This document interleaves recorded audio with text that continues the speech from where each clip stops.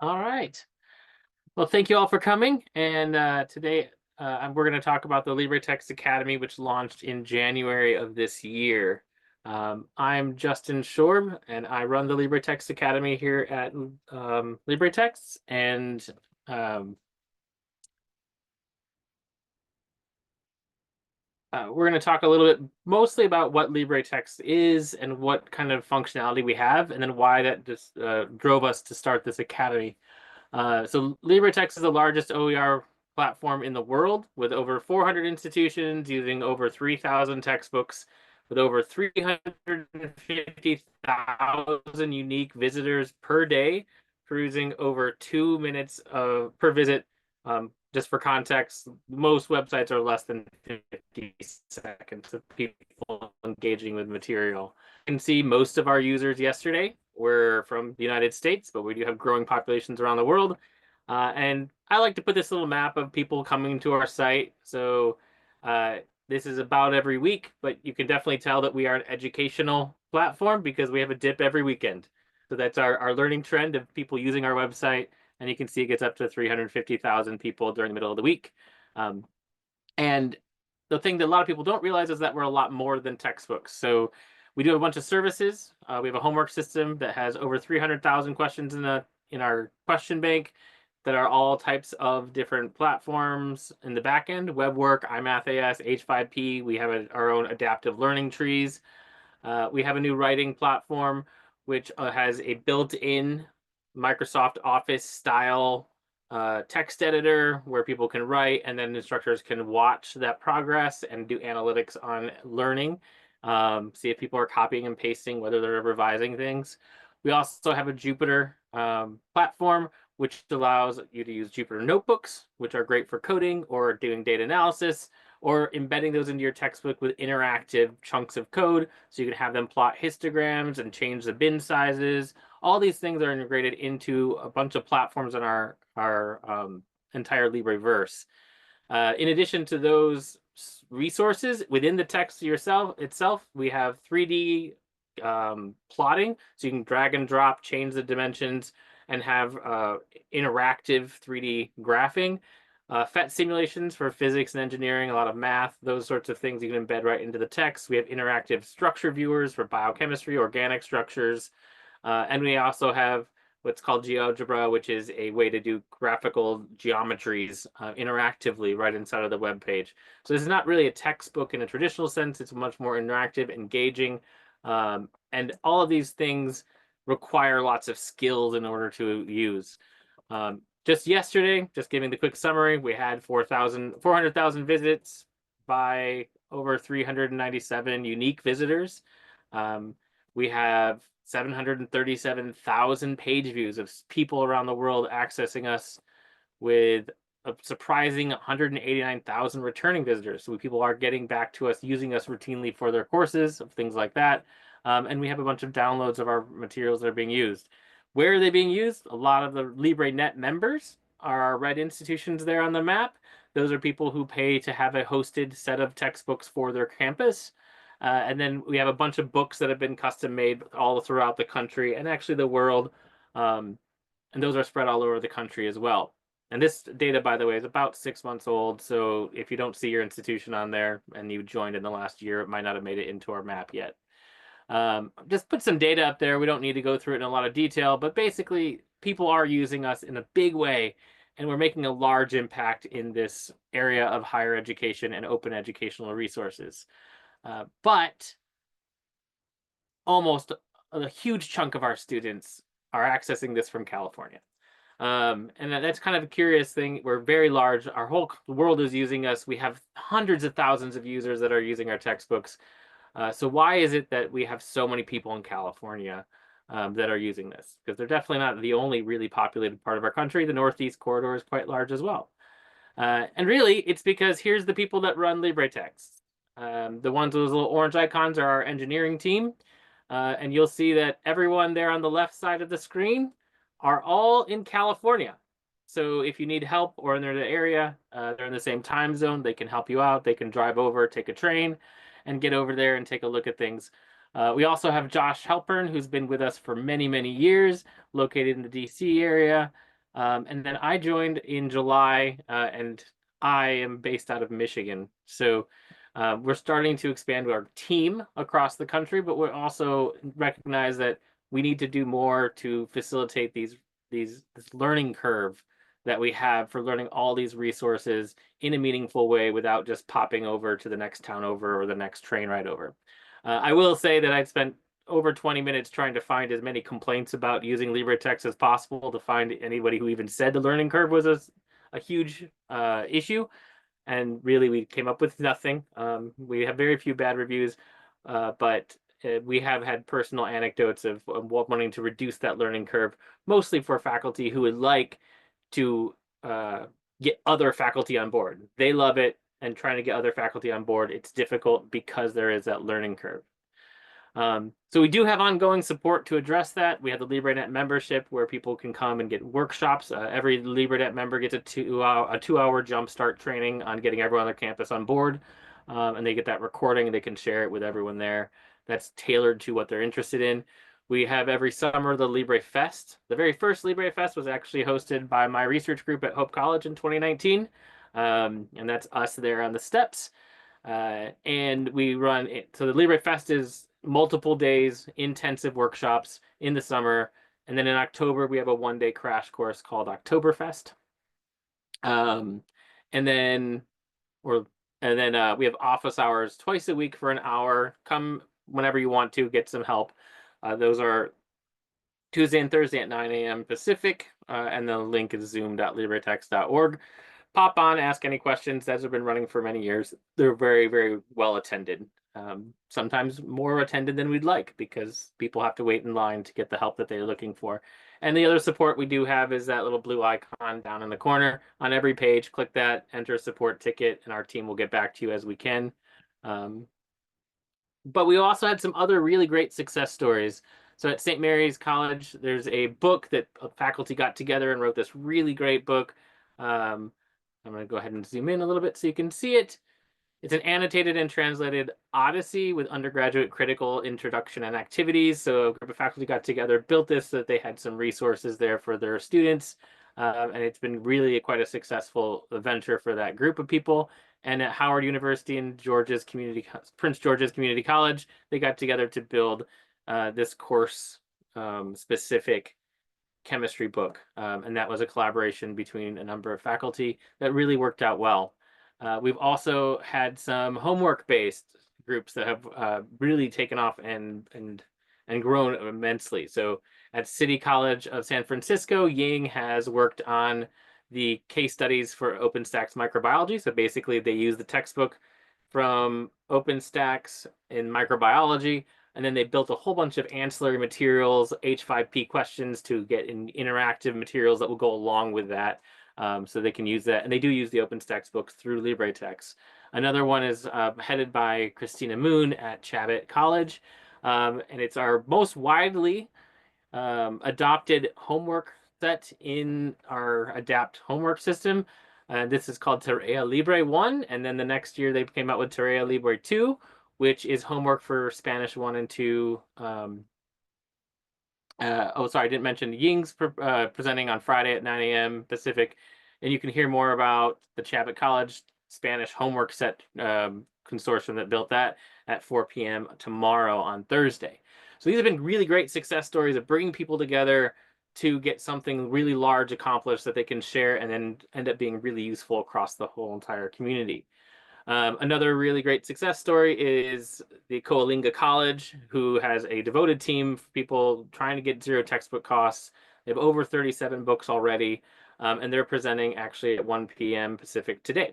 And so these success stories really drove our group of people to think about what can we do to facilitate this collaboration, this community to expand and grow a lot of resources on our platform. So let's lower that learning curve. Let's see what we can do with the limited number of people we have to keep our costs low, but also support people in building as much material as they can. So that brought us to introducing the LibreTexts Academy. So if you're on our homepage, you can click on the Academy. And there's a link that's direct right down below. And on the corner of my screen over here is a QR code, as well as the one that's on the screen there that will take you directly to it. We call this our Center for Open Instructional Innovation and Professional Development. It's really meant to be a place for faculty to get support in a meaningful and devoted way in order to grow their courses. It includes free monthly webinars, which we also launched in January. LibreFest and Oktoberfest are now being promoted and are under the umbrella of the Academy as a training workshop, just still ongoing. And then we'll be moving some of those things we used to do ad hoc as needed or by invitation to do in-person virtual workshops with institutions around the country. Those are now being hosted through the Academy. We're introducing more of these cohort training things. So if your institution, like St. Mary's College, wanted to build a book together, we can help with that. Or if there's a collaboration, for instance, like Tarea Libre, where a group of faculty from different places, but all working on one project together, want to collaborate on building that, we can work on that. Or a discipline-based one of our next cohorts is actually going to be working on organic chemistry question database. So they're going to be working across a couple of different faculty based on the discipline that they're in. We also have long-term mentoring programs. So if you wanted to work on a book over 12 months and work with us every month and kind of keep progressing along, improving homework as well as ancillary materials, things for their textbook, we have individual and group options for that. In development, we are building asynchronous training modules. Some faculty are interested in getting some certificate for the work that they're doing to learn how to use something, perhaps for a teaching portfolio or just for something to show their administrators that they're growing and developing. And those are things we're working on as well. And professional development modules alongside faculty. One thing we also are looking to keep doing, but we have always done, is working with faculty to write grants for OER projects. So if you're writing a grant to enhance some curriculum in some field, build some modules, you're going to write a grant. If you bring us in as a sub-award of some sort, then we can work together as the host and dissemination portion of your grant work. So if you wanted to access any of these, our continued free support that will continue on, the LibreFest and Oktoberfest are located right there on the Academy page under the LibreFest icon. Under faculty resources, you can see our free monthly webinars are there, and we're going to continue to have those free office hours twice a week ongoing. None of that's changing at all.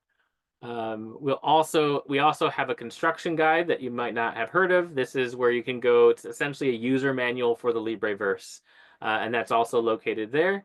And that construction guide has all these chapters, LibreTexts fundamentals and the commons conductor, getting started in the project, remixing, all these things. And you can see that our webinar series so far has been following through this, giving webinars on these. The first one in January covered the commons, finding textbooks and getting logged in.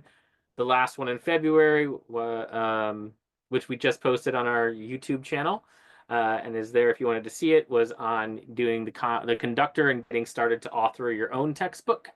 And then next in March on the 21st, we'll have our next free monthly webinar on basic editing and remixing textbooks to make your own custom book based on other materials that are already out there. One other thing I wanted to plug is if you're looking at Academy resources, we're not going to do any like workshops, but if you're interested in Academy cohort training, my background is in pedagogical design for online textbooks and how to design those to be more useful for your students. And that's kind of other things that we can bring into these workshops and cohorts along the way. And but the text for that's all still in the construction guide. The things we're adding with the Academy are paid professional development services, which we call the LibreTexts Academy services. Those are those ones that I mentioned on the list that are the in-person workshops all the way down to the grant writing. Those are going to be features that you can pay in order to get an increased support or more honed-in support for your project or tailor-made materials and collaboration that way. That's also located there underneath the faculty resources tab. And I'm going to walk through those options and kind of explain them. So when you go there, you'll get the basic summary. And I want to just bring this up mostly to say the goal of this really is to support your students by helping you. All right, so the helping faculty and staff, OER coordinators, librarians, as well as administrators, but also the faculty themselves working on things. How can we make it so that that learning curve is reduced, but also have the capacity to do that for as many people across the country that want to go in? Remember, right now, our capacity has managed to support California in a lot of growth, and we'd like to enable that across the country, especially as we get more and more people on board. So those free services are still there. If you want to see how that look, that's there. We are also offering designated office hours. So if your college has a big program that's growing and you wanted to have regular scheduled office hours that only your group can attend, then we can schedule that based on a term-by-term basis. That gives you unlimited access to come chat with us during those hours without having to wait for whoever else is there. We do offer those individual mentoring plans. This is if you're going to work on a book and you want to work on maybe for a sabbatical project, then you can go through and some of the tools that we have there, one-on-one meetings with a LibreTexts leadership team member or some other person that we know that's in your field that's done this before. So for instance, if you wanted to work on something in the Spanish area, maybe we'll hook you up with connecting with some of the people from Terra Libre to kind of get a jump start and see what they've done and what's worked for them in their field. We are a community. We're a very growing, big community with a lot of passionate people about education. So we have that ability to connect you as well. Designated support via email. So instead of going to the support ticket, you can just email a direct person here in the company or the foundation, I should say. On-demand support as you're building the materials, priority access to our harvesting and integration teams, that your books and materials, if you need help getting them into LibreTexts, those are the sorts of things that we'll prioritize for you. Virtual one-on-one meetings twice a month. Those are things that you can use in any way you want. If you want me to give you a training seminar on something, I can do that. Or if you just wanted to use that for office hours, that's fine too. A lot of faculty have said that they really just need somebody to check in with every once in a while to make sure that they're being accountable for getting that project moving. And then we've had a lot of people ask for that. This is really best for a faculty member wishing to revamp their curriculum in a big way, change their whole homework set, revamp a textbook, maybe design a new course that's based off of something that's up and coming or something changing in their field or a new course offering at their school. As I mentioned before, we have asynchronous training, but I wanted to put this on here anyway, because if you're planning on what you're going to do with your college next year, by fall, we should have these asynchronous training modules. And for a month of access to all of our training materials, getting certificates along the way, you can, that's actually 6 months, then you have access to those to kind of take videos, do our homework, and check-ins, and then we've done training modules at a lot of other places. That's the goal there. We do have in-person workshops and virtual workshops. All I'll say about that is it's whatever you want us to do. Give us a list of the faculty that are going to be there, the fields that are going to be there, and we can make sure to address all the needs that you have. Our founder likes to say, the question we always ask is, what are your goals that you have for your classroom? We can help you reach them. As we've said before, we're more than just a textbook publisher. We are a full replacement for all the materials that you can get that accompany your classroom. We even have, right now, we're building clickers for your classroom that work through Adapt. We've got LTI integration. We've got homework systems, H5P, all these interactives that you can build for your course that are beyond even a textbook. If you have a big cohort of 5 people that are looking for a full year-long process of we're going to work together and kind of have some project that's going to be ongoing, that's what we call a cohort mentoring. You get a group of people together, you guys all pay one chunk, and then we'll help you move throughout that whole year. I've run cohorts like this before. Typically what we do is choose a conference we want to present at, and then we start that cohort 12 months before that. So then you can say, I'm going to work on this project with this deadline of having these materials ready and maybe possibly even some research to go along with it for efficacy. And then we can work to get those things moving across the way. With any peer review, we have a peer review system in place as well. All of those things we can work with you. We are actually all academic people who have been researchers. My background is in chemistry education research. So if you wanted to do some benchmark testing with that project, those are all things that we can help and support with as well. The most The best value, I think, and I wanted to push here, is our ad hoc cohort training. So if you are somebody who's like, I really have a lot of expertise in one portion of this course, I'd really like to work with a group of people to build this whole entire course in a way that can be beneficial and kind of revamp this curriculum as a whole. But I don't have the time to do the whole course myself, and I don't have the capacity to be able to do this by myself.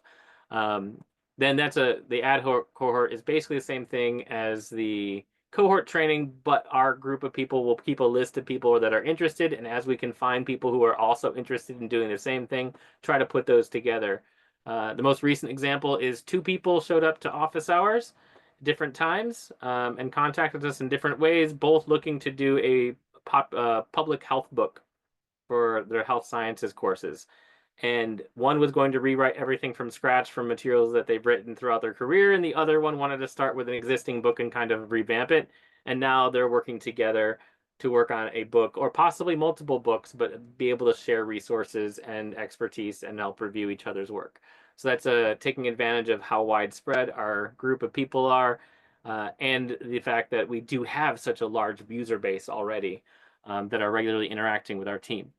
Um, and then the ongoing hosting, this is more for if you have a grant project that you want to say, hey, we're going to work on publishing all of these resources and we want a landing page for those. So we're going to have a bunch of textbooks that are all going to come out of this big project at our institution. And just like our campus commons, we want to have one that doesn't say University of California, Davis at the top. We want to have one that says some acronym that we came up with for our project, and then all the materials there. Then you have a nice landing page. So instead of ongoing um, process throughout the years of, hey, we made a website on our university's page that showcases some project, that's going to be a lot harder to drive traffic to and to get people to maybe you want to have us host your books. We can take care of the accessibility, the access, and then be able to give you a landing page where those materials can live, and then you can drive traffic to those, and then faculty can use those to remix into their courses.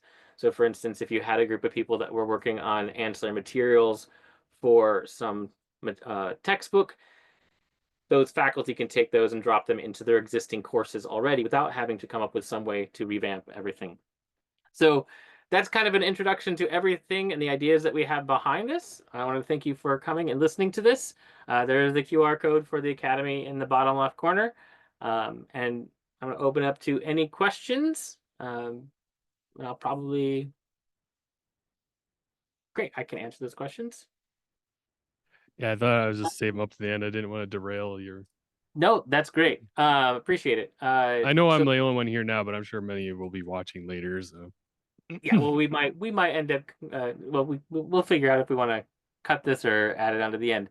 But I will read out the questions so that if we do keep it, we'll have it. So one question is: are most OER grants coming from state budgets, or are there other sources for OER development that I'm not aware of? Uh, the majority of, I can't say majority. Historically, the majority of our grants had been through the National Science Foundation, because they do support science education in the past, and we were largely a chemistry and STEM wiki for a long time. So a lot of the grants are going there. In fact, currently we have 4 pending grants through NSF for projects that we're trying to revamp. A huge chunk of money has also come from the Department of Education in the past. And we've also worked with people in California a lot. They have what's called the California Education Learning Lab, which is a statewide granting agency to support schools there. There are a lot of OER foundations at the state level that do support things.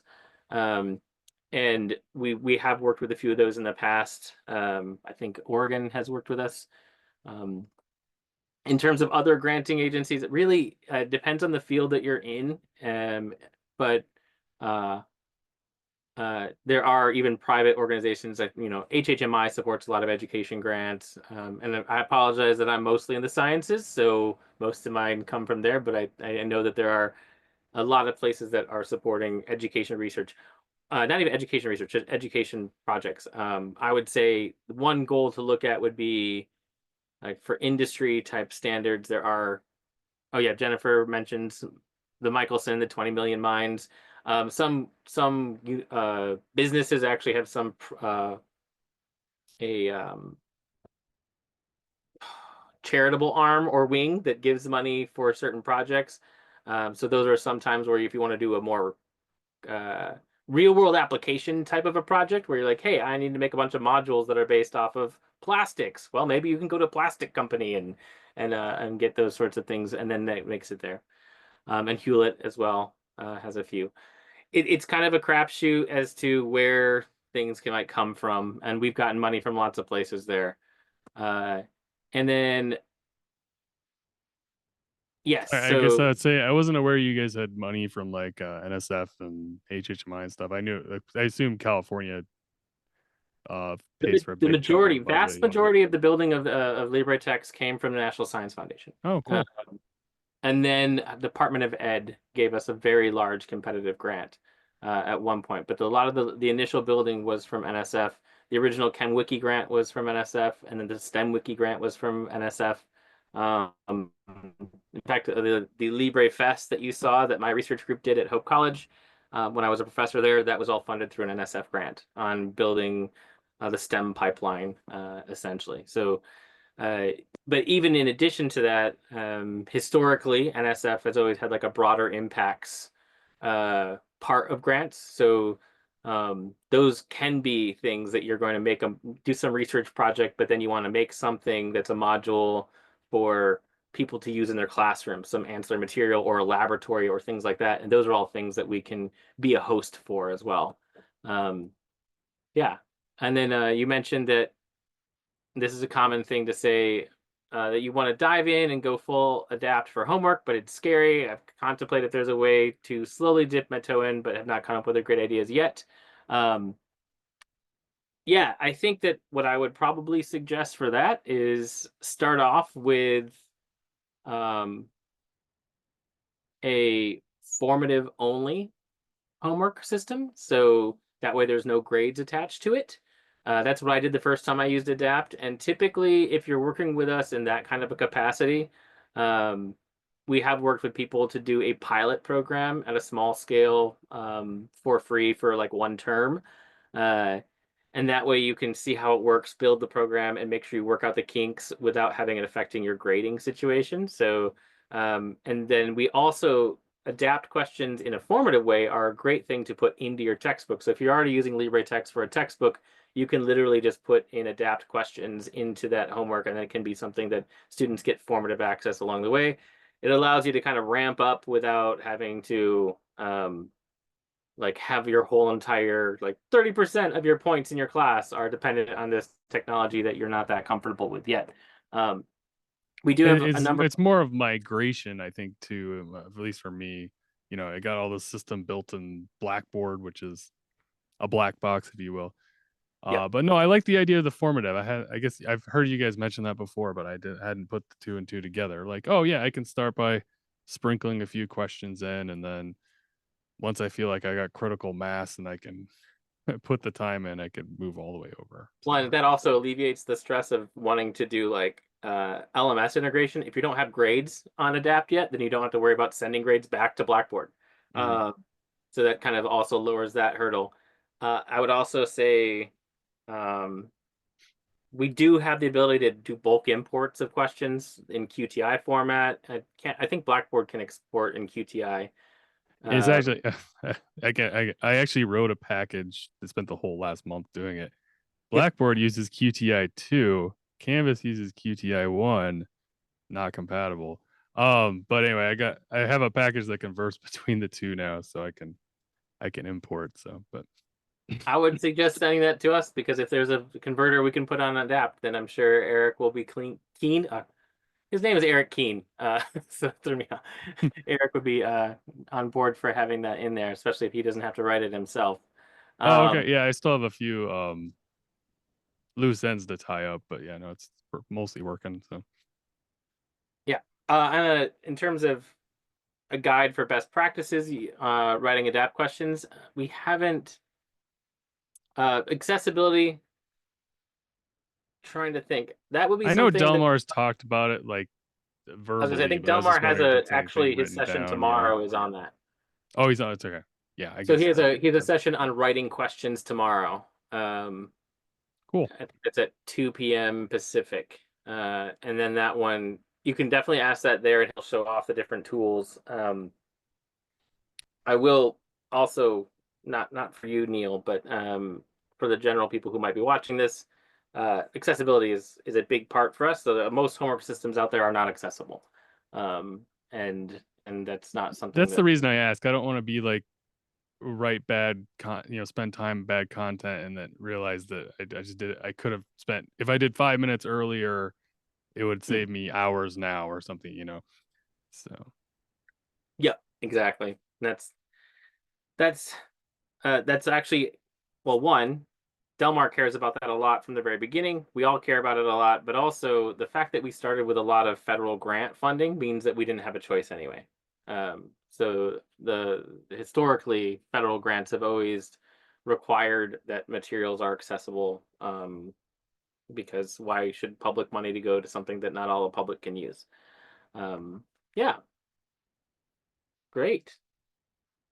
Any other things that you wanted me to chat about, or Jennifer, you can think of? yeah, I like the idea of connecting different disciplines together. So yeah, I feel like you're still kind of building out the, I mean, you said you have microbio going, but you're still kind of building out the biology critical mass, I guess. So Yeah, yeah. Biology. We do have a number of people in the biology area. Most of the people that I've trying to think about who I usually see on a week to week basis. Definitely some biology. We have a new anatomy platform as well that we're mhm. putting in. You might have heard about that interactive anatomy viewer. So we're getting people that are more interested. Um, and yeah, once you hit critical mass, I think one of the Yeah, well, biggest part steps. of my grant is to try and bring people in, so that's fine. Oh, great. I'm also considering that too. So, Yeah. yeah, no, it's like AMP talking to biochemist is like you're more chemistry, right? It's like an organic chemist talking to an inorganic or something. Like it's very different interests, I guess. So, but Yeah. Yeah. Biology is also, I'll definitely cut this from the recording.